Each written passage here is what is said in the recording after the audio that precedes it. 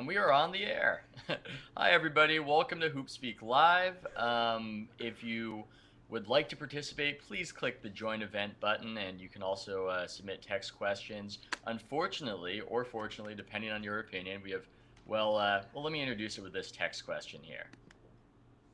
Beckley isn't here. Can we blame LeBron for this? No, we cannot. We cannot necessarily blame LeBron for this. Zach and I, Beckley was getting too high off his horse. He was succeeding too much, and we kind of like what Too Eminem high did. off his horse.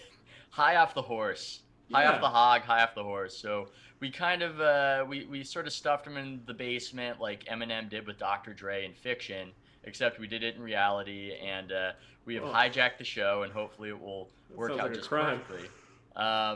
But I think that question is a great segue for your PSAC on LeBron James and the way that we love to blame him. Please explain your position. Go.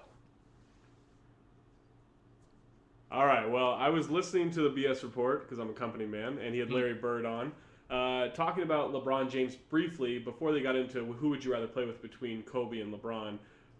Larry just mentioned he's like, this guy's really good. Like we should enjoy him. It seemed like he was almost pleading people to kind of drop the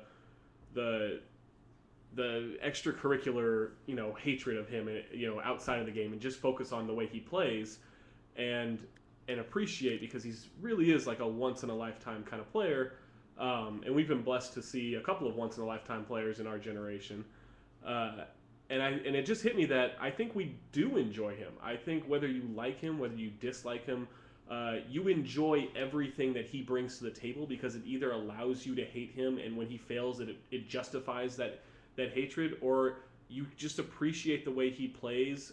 Maybe you dislike him off the court, but the basketball he plays is beautiful most of the time.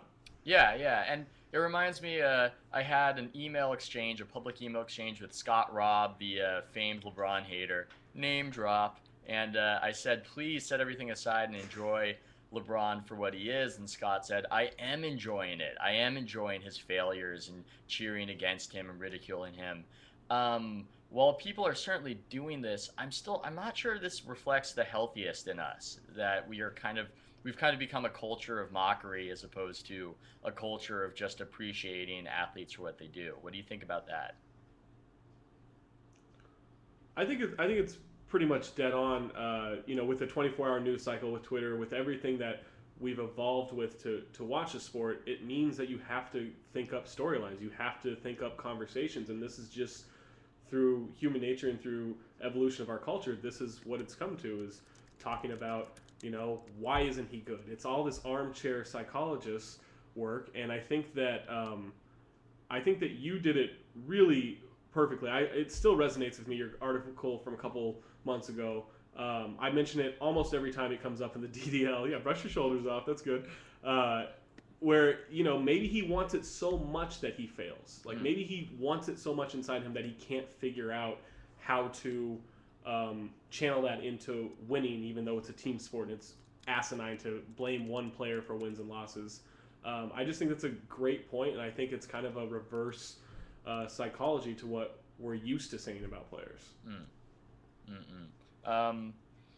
I also think, the reaction to the Kendrick Perkins thing was funny to me, because Kendrick Perkins is bad right now, but there is so much anti-LeBron sentiment that a lot of people were on his side for insulting LeBron, for how LeBron tweeted about how Kendrick got crammed on. I thought that was just very interesting that there is so much LeBron resentment that people will take the side of a player who has been terrible thus far.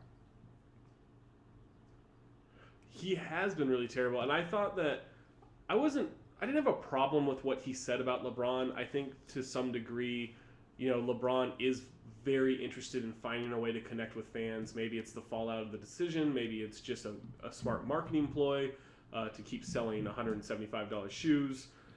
Whatever it is, I think that it's okay for him to be caught up in the spectacular plays and still want to just connect to fans and want to win. Like, I think there's some middle ground there where they're both right for doing that.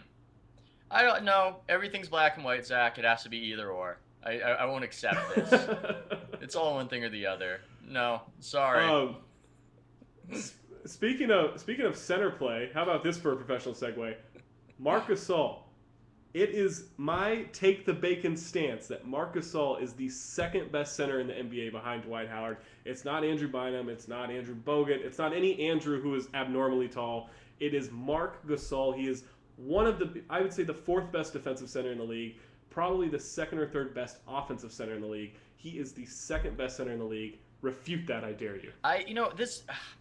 This dismays me a lot because I thought with Beckley gone, this would be with Dictator Beckley away, that this could be our time to really form a more perfect union and really come together on basketball issues. But you throw this at me, and I have to disagree with it. I have to disagree vociferously because Andrew Bynum, he just came off a 20-20. He's a more physically imposing presence, and I believe that he is a slightly better defensive player and has a better PER, and I would put him slightly above Marc Gasol. And I just want to hear you're going to parse that difference and explain how Gasol is better than Bynum. I would love to parse that difference. Let me tell you. First of all, the PER is a valid point for you in saying Bynum's better. He is more efficient. I would say that if you put an all-star power forward next to Marc Gasol, much like he had when Zach Randolph was healthy, much like Andrew Bynum has when Pau Gasol is playing next to him, it makes him that much better. He doesn't have to take the onus of making up for Rudy Gay playing the four or whatever the hell Maurice Spates is supposed to be doing out there and is failing miserably at. He doesn't have to make up for that constantly. By the way, Maurice Spates, after Mike Bibby, worst player in the NBA. Absolutely the worst player in the NBA. You hate players who get a little bit of PER and yet Marc love. Gasol keeps them... You hate young players who get a little PER love, and people don't parse, the nuances of whether or not they're actually good. You really get on them. Anthony Randolph is somebody's bringing up in the chat. Yes.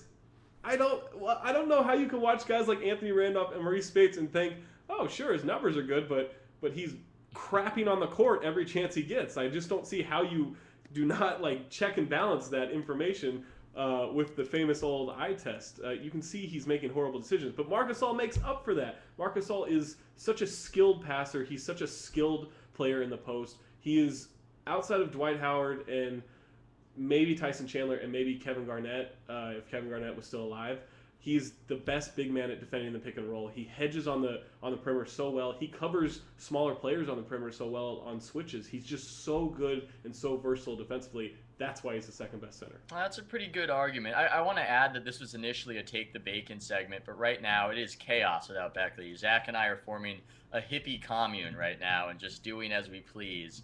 Why don't we share the bacon? Why don't we share the Beckley's face and we share the bacon? Share the vegan bacon that we're the tofurkey. Well, I don't know about vegan. That's a little too hipster for me. Well, but I would be happy to give you Sprouts, and I'll take the bacon, whatever you hippies eat. And in that spirit, I'm gonna brush that one off. And in that spirit, I will say there is a good part of Marc Gasol's game, which is that 15-footer he hits means that you can add a power forward who doesn't shoot with him and still have that good pick and roll game going. So you can put Varejao in there. You can put Anthony Davis is the first guy to come to mind in any conversation for me. But a power forward who doesn't shoot and can add defense, Josh Smith. You can do more with that offense and have more versatility than somebody like Bynum. So that is good for your argument, in my opinion. And also, I would just like to bring up that Marc Gasol is Spanish, much like some of the better players in the NBA, such as Ricky Rubio and Pau Gasol. So that does help me maybe boost him up a little bit in the rankings.